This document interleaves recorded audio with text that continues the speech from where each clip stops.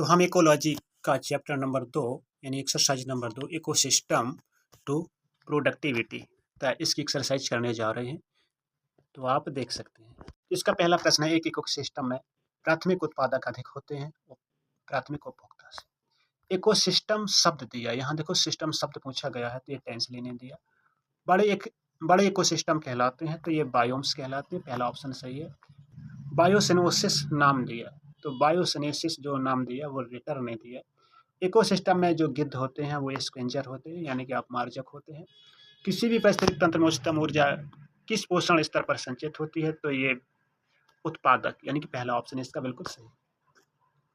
परितंत्र में ऊर्जा का स्रोत है तो ये सनलाइट यानी सूर्य का प्रकाश, पहला सही है। परितंत्र की परिभाषा निम्न प्रकार की जा सकती है, तो इसका ऑप्शन दूसरा सही है। पौधों, जंतुओं तथा सूक्ष्म जीवों के विभिन्न समुदाय अपने भौतिक रासायनिक वातावरण के साथ। पारिस्थितिक तंत्र का महत्व का कारण है तो ऊर्जा प्रवाह भी होता है, पदार्थों का चक्रीकरण भी होता है, यानी उपर्युक्त दोनों। इकोसिस्टम है तो इसका पहला ऑप्शन सही। कोई क्रियात्मक इकाई जिसमें दिए गए क्षेत्र में पूरा समुदाय अजैविक कारकों के साथ अंतःक्रिया करता है। अब 11वां प्रश्न है, किसी भी विशेष पारिस्थितिक तंत्र में इंडिविजुअल की संख्या विशिष्ट समय में स्थिर रहती है। संख्या की स्थिरता किसके द्वारा अनुरक्षित होती है, तो ये अवेलेबल फूड यानी इसका चौथा सही है। पारिस्थितिक तंत्र प्रकृति की रचना एवं उसके कार्य का प्रतीक है, यह तथ्य किसने स्थापित किया, तो ये इसका उत्तर है तीसरा यानी टेंसले। विश्व के विशालतम इकोसिस्टम कौन है, तो इसका उत्तर है चौथा यानी महासागर। निम्न में से कौन एक मानव निर्मित कृत्रिम पारिस्थितिक तंत्र है, मानव निर्मित झील एवं बांध का पारिस्थितिक क्षेत्र।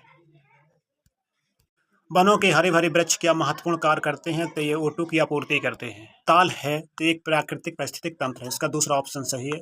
नेपंथीज है तो नेपंथीज उत्पादक भी है, उपभोक्ता भी है, तो इसका तीसरा ऑप्शन सही है। 18 कौन सर्वाहारी है, तो इसमें मानव सर्वाहारी है। 19वां है, कौन सा जैविक घटक खनिजों के पुनः चक्रण में मुख्य रूप से सहायता करता है, तो ये उपरोक्त सभी यानी चौथा ऑप्शन सही है। पोषण स्तर बनते हैं, तो पोषण स्तर बनते हैं, इसका ऑप्शन चौथा सही है, खाद्य श्रृंखला में जुड़े जीवों द्वारा।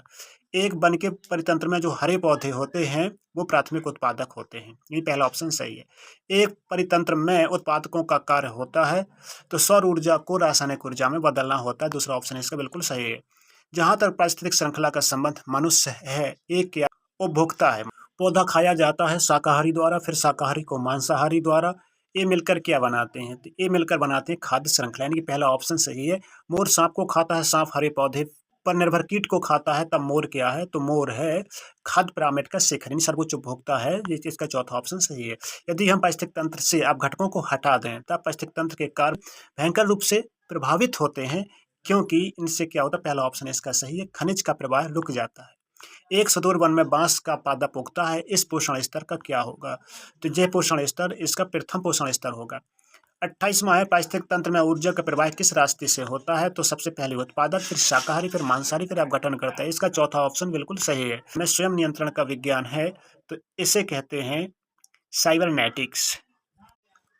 ऊर्जा का पिरामिड हमेशा सीधा होता है, इसका पहला ऑप्शन बिल्कुल सही है। पोखर के पारिस्थितिक तंत्र में संख्या का इकोलॉजिकल पिरामिड किस प्रकार का होता है, तो ये सीधा होता है।